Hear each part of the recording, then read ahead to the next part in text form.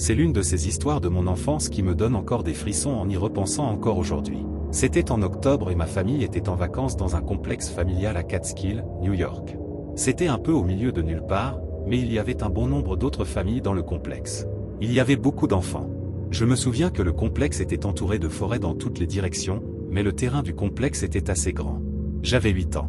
J'étais un enfant maladroit et timide pendant la majeure partie de mon enfance. Je suivais généralement l'exemple de mes frères aînés, chaque fois que nous étions en société.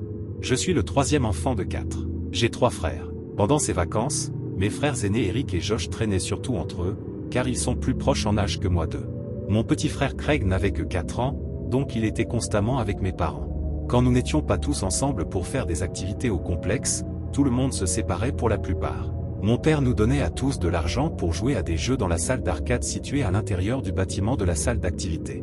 Mes parents ont supposé que j'étais avec mes frères aînés à un moment donné, mais j'étais en fait seul à explorer le complexe. J'ai fait le tour du grand sentier en ciment qui faisait le tour de tout le complexe. Je suis passé devant des familles jouant à la pétanque, au croquet et à d'autres sports.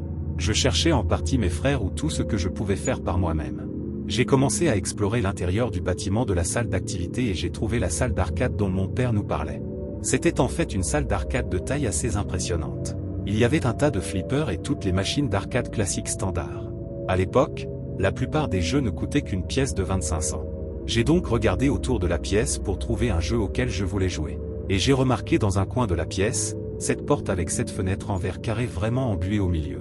C'était comme un type de verre spécial à travers lequel il était difficile de voir. Je pensais pouvoir voir quelque chose à travers le verre. Je me suis donc rapproché un peu de la porte pour mieux regarder à travers. Et j'ai vu cette silhouette humanoïde qui se tenait là. Je regardais par la fenêtre pendant 15 secondes et il ne bougeait pas. Je pouvais à peine voir son visage à travers la vitre bizarre, mais il ressemblait à un accessoire d'Halloween. C'était la saison d'Halloween après tout, et c'est donc ce que j'ai supposé que c'était.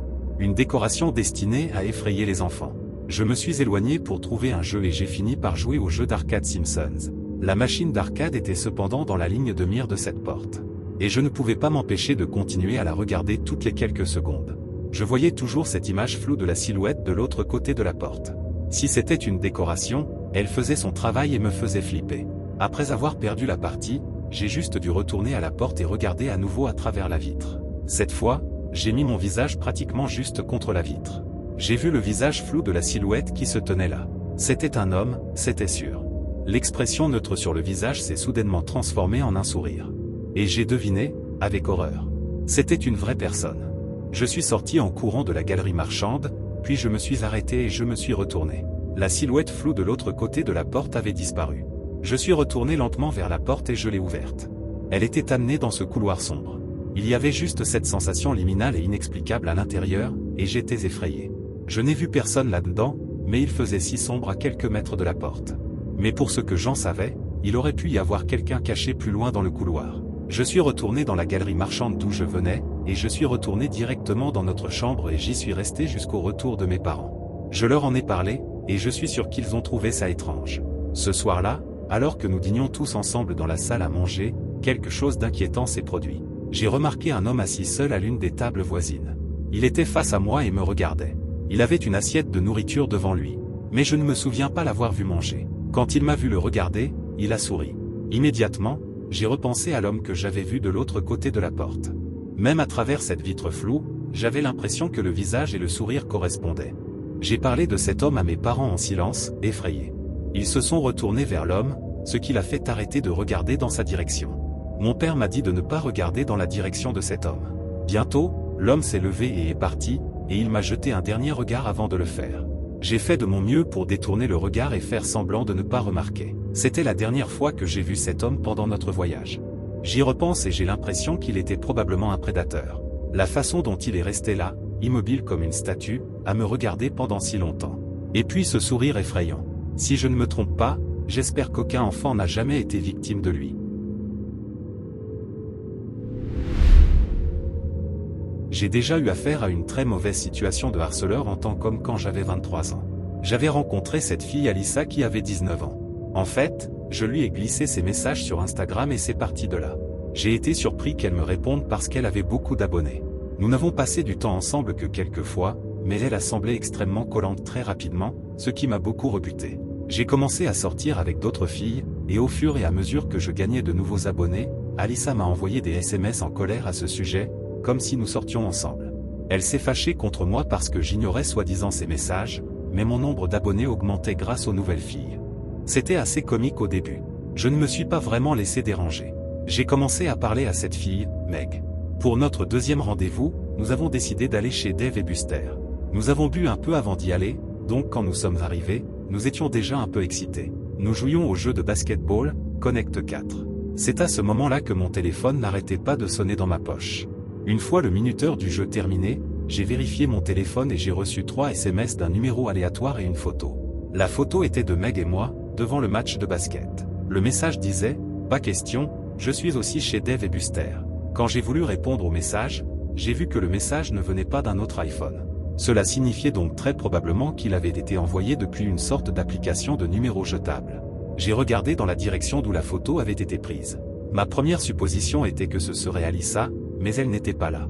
C'était juste quelques autres groupes de personnes jouant à des jeux différents. J'ai demandé « Qui est-ce ?» Mais il n'y a eu aucune réponse. J'ai montré le texte et la photo à Meg, et elle a convenu que c'était un ami qui se moquait de moi. Nous sommes allés de l'autre côté de la rue pour jouer à un autre jeu et cela s'est reproduit quelques minutes après avoir commencé à jouer à ce nouveau jeu. J'ai reçu un SMS avec une photo de nous deux dos tournés à la personne qui prenait la photo et ils étaient peut-être à 15 mètres de nous quand elle a été prise, elle semblait floue, comme si elle avait été agrandie cette fois. Ils ont envoyé un SMS disant « Mon jeu préféré, pouvez-vous battre mon meilleur score, MDR ?»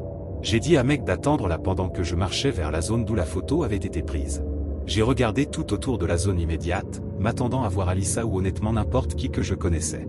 Mais ce n'était qu'un groupe d'étrangers. Un type solitaire au hasard jouant à un jeu de jackpot de billets. Ce groupe d'adolescents jouant au skee-ball. C'était une scène normale. J'ai répondu à nouveau au message, en demandant « Qui est-ce ?» Puis j'ai envoyé un SMS à quelques-uns de mes amis proches avec une capture d'écran des photos, en leur demandant bien sûr si c'était l'un d'eux au préalable. Je les ai crus quand ils ont dit que ce n'était pas le cas. Cela aurait pu être n'importe qui, mais je n'ai pas vu Alyssa là-dedans. La personne a répondu à mon message, « Qui penses-tu que c'est ?» J'ai dit que nous devrions peut-être aller voir Meg, et elle a accepté.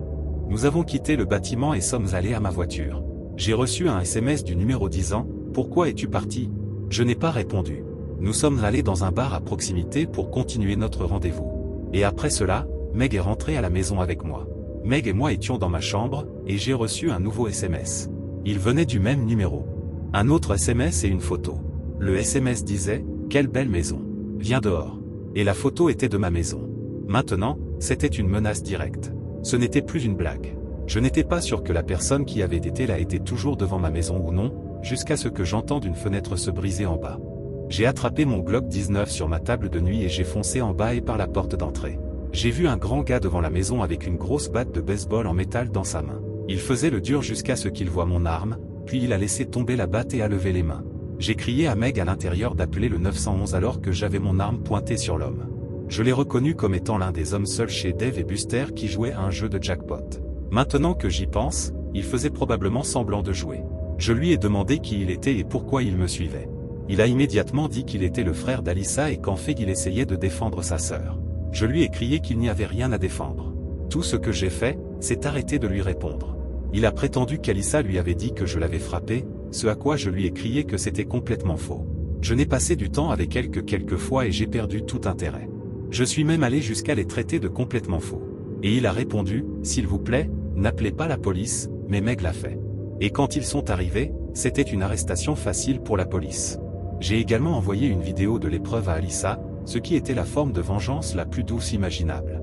Elle n'y a même pas répondu, mais je sais qu'elle l'a vu. Inutile de dire que le frère psychotique d'Alyssa a payé pour la vitrine. Et aucun d'eux n'a osé me déranger, encore une fois.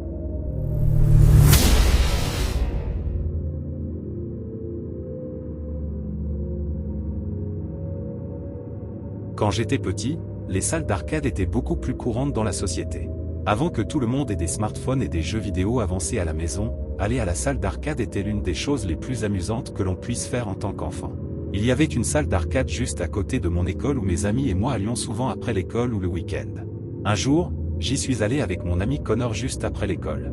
C'était plutôt calme là-bas aujourd'hui, parce que c'était un jour de tempête, et la plupart des enfants ont probablement couru chez eux ou ont été récupérés par leurs parents. Donc, à part quelques autres enfants, nous avions l'endroit pour nous seuls. L'âge habituel des gens présents était de 10 à 12 ans.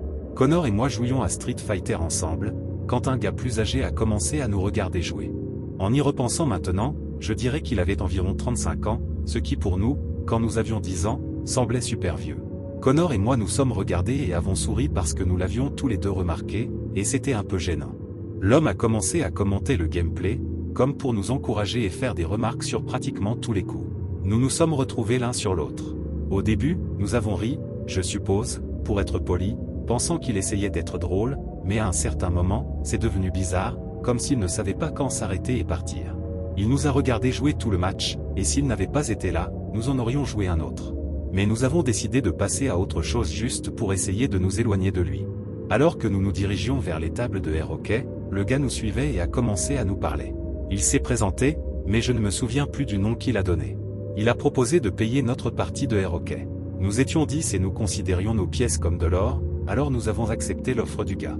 Même à 10 ans, nous pouvions voir qu'il dégageait une sorte de tendance antisociale. Il ne semblait pas complètement convaincu. Bien sûr, il a également regardé notre partie de air hockey et a continué à commenter le match comme s'il était un commentateur professionnel d'un événement sportif. Mais c'est passé d'agaçant à carrément effrayant quand il a commencé à établir un contact physique.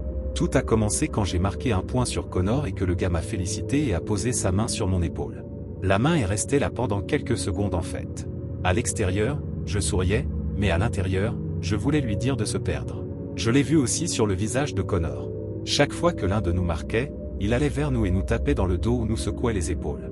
Le gars était incroyablement bizarre. À cause de ça, nous avons décidé d'écourter notre visite à l'arcade. Nous avons dit au gars que nous allions rentrer à la maison.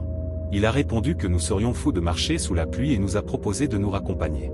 Nous n'avions pas de téléphone portable à l'époque et, en tant qu'enfants, nous étions beaucoup plus indépendants, alors nous avions bien prévu de rentrer à la maison sous la pluie. Nous l'avons remercié, mais nous lui avons dit que nous habitions à proximité, donc tout ira bien. C'était notre erreur, de ne pas mentir et de dire que nous avions été raccompagnés.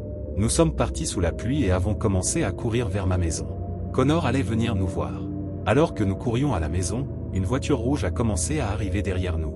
Alors qu'il n'essayait même pas de cacher le fait qu'il nous suivait, nous nous sommes retournés et avons pu voir l'homme de la salle de jeu derrière le volant. Il s'est rapproché et a crié par la fenêtre, nous disant de monter. Nous l'avons ignoré, et il a persisté, disant que nous étions trempés, montés dans la voiture. J'ai crié en retour, tout va bien, et nous avons continué à courir. Nous nous rapprochions de ma maison. L'homme a soudainement mis de l'essence dans la voiture, a accéléré devant nous, puis est parti. Cette épreuve nous a fait courir encore plus vite vers ma maison. Ma maison était maintenant en vue, et la voiture rouge était toujours derrière nous. Nous sommes arrivés sur mon Porsche, et j'ai sonné à la porte au moins 10 fois jusqu'à ce que ma mère ouvre la porte. Nous avons montré la voiture rouge, mais elle était déjà tout au bout de la rue. Nous lui avons parlé de l'homme qui nous suivait depuis la salle de jeu, et elle était en colère que nous l'ayons laissé rentrer directement chez nous au lieu de le violer. Elle avait raison de dire ça, car le lendemain, quand je partais à pied pour aller à l'école, j'ai vu cette voiture rouge garée quelques maisons plus loin, de l'autre côté de la rue. Je suis rentré pour prévenir mes parents, et pendant que ma mère appelait la police, mon père est sorti et a commencé à marcher en colère vers la voiture. Alors que mon père était à mi-chemin vers la voiture, il a tourné le contact et a filé dans la rue pour ne plus jamais être revu par nous. J'ai dû parler un peu à la police pour décrire l'homme et ce qu'il a fait à la salle de jeu pendant le trajet du retour à la maison et après. Malheureusement, mon père n'a pas relevé la plaque d'immatriculation, mais ils avaient les informations sur le type de voiture dont il s'agissait. Pourtant, je ne pense pas qu'ils aient jamais retrouvé ce type. Il était clairement malade. Nos parents ne nous ont pas autorisés à retourner dans cette salle de jeu, et le propriétaire de la salle de jeu a été alerté de la présence de cet homme.